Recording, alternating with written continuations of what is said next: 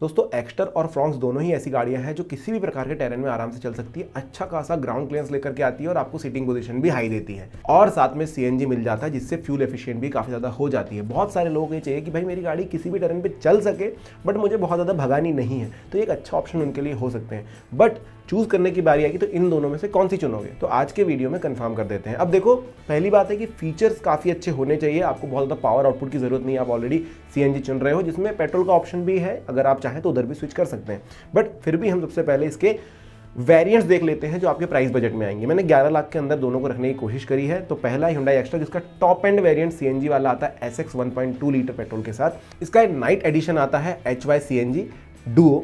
ये आपको 11,02,000 रुपए के ऑन रोड प्राइस पर मिल जाएगा। ये ऑन रोड प्राइस में पुणे के हिसाब से बता रहा हूँ। वहीं अगर फ्रॉन्क्स को देखेंगे तो फ्रॉन्क्स में आपको टॉप एंड जो मिलेगा वो डेल्टा ही वेरिएंट मिलेगा, डेल्टा 1.2 CNG के साथ। ये 10,44,000 रुपए के ऑन रोड प्राइस पर पुणे के अंदर आपको मिल सकता है। आपकी सिटी के हिसाब से थोड़ा बहुत प्राइस ऊपर नीचे हो सकता है, लेकिन दोनों के प्राइस में लगभग 40 से 50,000 का डिफरेंस आप देखेंगे। अब मैं सबसे पहले इंजन स्पेसिफिकेशन बता देता हूँ कि क्या कुछ हो सकते हैं। तो भाई अगर आप एक्स्ट्रा खरीदते हो आपको 1.2 लीटर का 4 सिलेंडर इंजन आपको मिल जाएगा, जिसको जो कि कप्पा इंजन इनका ऑलरेडी था उसी को इन्होंने सीएनजी के साथ कन्वर्ट किया है। ये एक सीएनजी इंजन है जो कि आपको 68 bhp की पावर निकाल कर देगा 6000 आरपीएम पर, 95 न्यूटन मीटर का टॉर्क आपको 4000 आरपीएम पर दे सकता है। और अगर फ्रॉन्क्स को देखोगे तो 76 bhp की पावर आपको 6000 आरपीएम पर मिलेगी, और अगर टॉर्क की बात करोगे तो 98.3 न्यूटन मीटर का टॉर्क आपको 4300 आरपीएम पर मिल जाता है।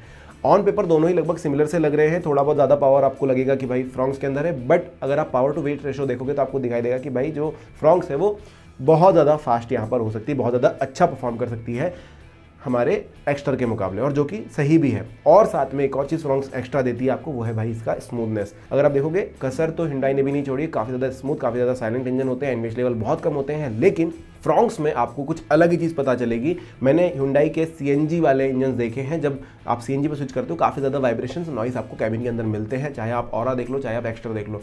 पर अगर आप मारुति में देखोगे तो ये चीज़ काफ़ी हद तक कम की गई है, सीएनजी भी बहुत ज़्यादा साइलेंट होते हैं और कैबिन स्पेस बहुत ज़्यादा प्लीजेंट आपको लगेगा। अब बात आती है मुद्दे की माइलेज की। तो भाई माइलेज आप देखोगे लगभग 25-26 दोनों ही गाड़ियाँ क्लेम कर रही है, लेकिन ज़्यादा close to its claimed mileage हो सकती है फ्रॉन्क्स, जो कि आपको 22-23 का माइलेज दे देगी, जबकि एक्स्ट्रा उतना ज़्यादा नहीं दे सकती है।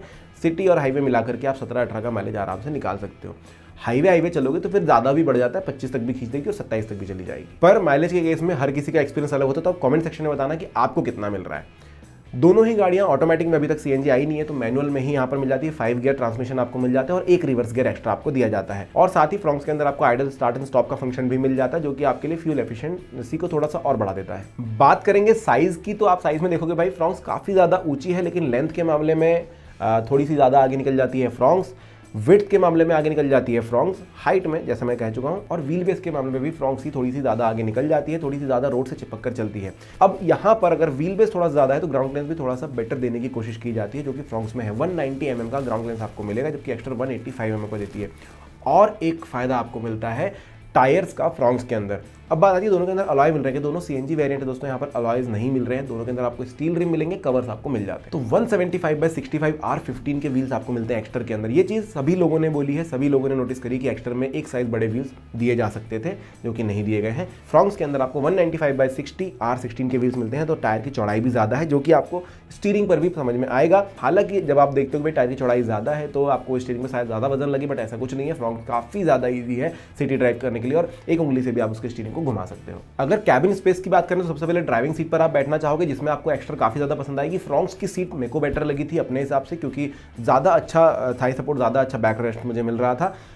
6 वे में ही एडजस्टमेंट कर सकता हूं मैं ड्राइवर सीट की, और स्टीयरिंग जो है सिर्फ टिल्ट मिलता है मुझे फ्रॉन्क्स के अंदर, जबकि 8 वे में एडजस्टमेंट मुझे मिल जाता है एक्स्टर के अंदर, और टिल्टेड वहाँ पर भी टिल्ट स्टीयरिंग भी है। उसके बावजूद भी मुझे फ्रॉन्क्स थोड़ी सी ज़्यादा अच्छी लगी, वो अपनी अपनी सीटिंग पोजीशन के हिसाब से होता है। आपको हैंड रेस्ट नहीं मिलता है, जो चीज़ के लिए आपको थोड़ा सा बुरा लग सकता है फ्रॉन्क्स के अंदर। दोनों के को पैसेंजर सीट पे आपको 6 वे एडजस्टमेंट मिल जाएगा, और रियर सीट पर 2 वे एडजस्टमेंट मिलेगा, जो कि हेड रेस्ट है। दोनों के अंदर पीछे की तरफ बेंच सीट मिलेगी, जिसमें 3-3 लोग आराम से बैठ सकते हैं। फ्रॉन्क्स तो इवन आपको 60-40 स्प्लिट का ऑप्शन भी दे देती है, तो अगर आप 3 ही लोग बैठे हो तो आप बूट स्पेस को थोड़ा सा एक्स्ट्रा बढ़ा सकते हो। वैसे बूट स्पेस की अगर बात करूं तो फ्रॉन्क्स में 308 लीटर का ही बूट स्पेस है, जबकि एक्स्ट्रा यहाँ पर 391 लीटर का बूट स्पेस देती है, जो कि सेगमेंट वाइज काफ़ी ज़्यादा बड़ा है और बहुत सारा स्पेस आपको देता है सामान रखने के लिए। पर 60-40 स्प्लिट कहीं ना कहीं फ्रॉन्क्स को थोड़ा सा एक्स्ट्रा आपको दे देता है।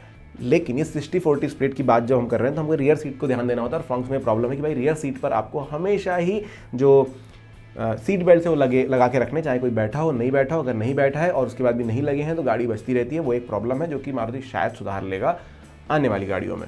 दोनों गाड़ियों की सारी विंडोज पावर विंडोज है। ड्राइवर साइड के लिए वन टच डाउन का ऑप्शन दोनों गाड़ियां देती है, वन टच अप का ऑप्शन सिर्फ और सिर्फ फ्रॉन्क्स देती है। एक्स्टर के अंदर ये चीज़ नहीं मिल रही है, तो मुझे थोड़ा सा लगा था कि भाई ये तो डेल्टा ही वेरिएंट है फ्रॉन्क्स का, जबकि एक्स्टर तो अपने एसएक्स पे जा रही है, उसके बाद भी यहाँ पर आपको वन टच अप का ऑप्शन नहीं मिल रहा और सबसे ज़्यादा ज़रूरी वही होता है, तो थोड़ा सा अजीब लगा। बट ठीक है, अगर अभी कोई नई गाड़ी आती है तो हम वहाँ पर थोड़ा सा एक्सपेक्ट कर सकते हैं। बाकी ORVM दोनों के इलेक्ट्रिकली एडजस्टेबल एंड रिट्रैक्टेबल है, दोनों में टर्न इंडिकेटर ORVM पर मिल जाते हैं, दोनों में रियर डिफॉगर भी मिल जाता है। लेकिन एक्स्टर एक बहुत अच्छा फीचर देती है जो कि सनरूफ, वो आपको फ्रॉन्क्स के अंदर नहीं मिलेगी। इलेक्ट्रिकली एडजस्टेबल सनरूफ है, छोटी सी है बट है। अगर हेडलाइट्स की बात करोगे तो फ्रॉन्क्स के अंदर आपको LED प्रोजेक्टर हेडलैम्प्स मिलते हैं, जबकि प्रोजेक्टर विद जेनॉन आपको एक्स्टर के अंदर मिल जाते हैं। दोनों का थ्रो अच्छा खासा है, दोनों में आपको कभी भी रात के समय में प्रॉब्लम नहीं होने वाली है। दोनों में LED लाइट्स है, लेकिन एक चीज में फ्रॉन्क्स बहुत पीछे रह जाती है दोस्तों, फॉग लैंप्स नहीं है और फॉग लैंप्स के लिए जगह भी नहीं दी है, जबकि एक्स्टर के अंदर फॉग लैंप्स आपको LED वाले ऑलरेडी दिए जाते हैं।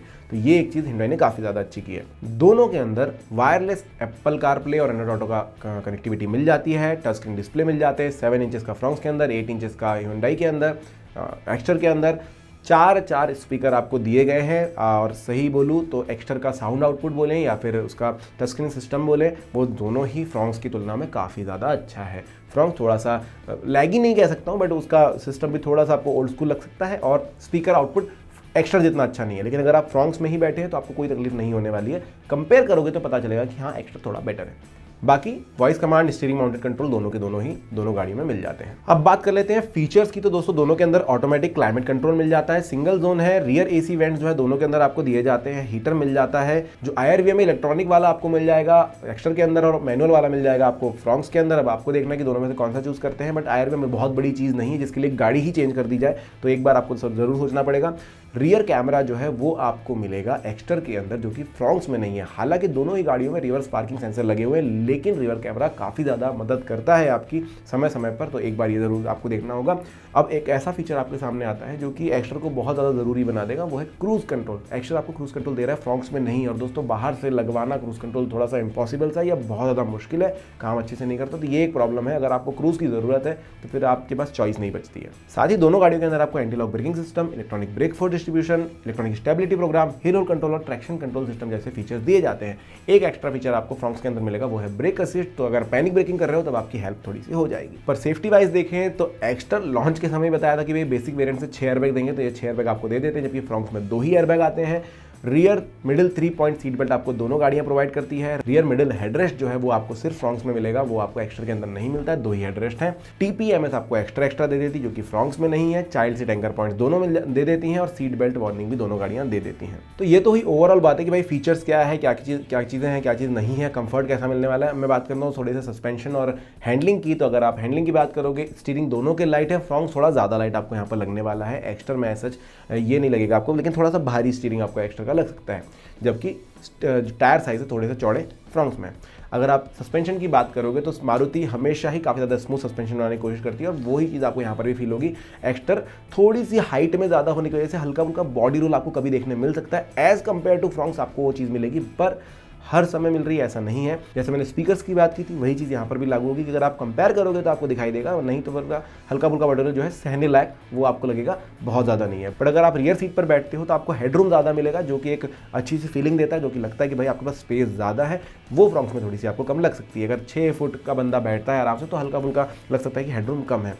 फ्रॉन्क्स के अंदर एक्स्टर में ऐसा कुछ नहीं होने वाला है। बट इंक्लिनेशन जो है सीट का वो आपको फ्रॉन्क्स के अंदर बेटर लगेगा। रियर सीट पर तो आप थोड़ा ज़्यादा आराम से बैठ सकते हो, थोड़ी सी लंबी गाड़ी है, थोड़ा ज़्यादा कंफर्ट आपको फील करवा। सो ये कुछ चीज़ें हैं जो कि आपको ध्यान में रखनी है। अब मुझे आप कमेंट सेक्शन में बताना कि आप इन दोनों में से कौन सी गाड़ी को ज़्यादा पसंद कर रहे हो। मुझे अगर चूज़ करनी होती तो मैं फ्रॉन्क्स की तरफ झुकता। एक्स्टर मुझे दिखने में काफ़ी ज़्यादा अच्छी लगती है, फिर भी टायर साइज़ देख लें या फिर ग्राउंड क्लियरेंस देख लें या फिर कंफर्ट की बात करें तो फ्रॉन्क्स मुझे यहाँ पर ज़्यादा अच्छी लगती है। आप बताइए कि आपको इन दोनों गाड़ी में से कौन सी ज़्यादा पसंद। वीडियो अगर अच्छा लगा हो तो लाइक कीजिए और सब्सक्राइब बटन भी ज़रूर दबा देना। Thank you. अगर आप पुणे शहर के अंदर हैं और अपनी गाड़ी के साथ अपना एक्सपीरियंस हमारे चैनल पर शेयर करना चाहते हैं हमारे व्यूअर्स के साथ, तो ज़रूर कमेंट सेक्शन में लिख दीजिएगा, और डिस्क्रिप्शन में मैंने अपना डिटेल्स भी डाला है, वहाँ पर भी आप मुझे पिंग कर सकते हैं।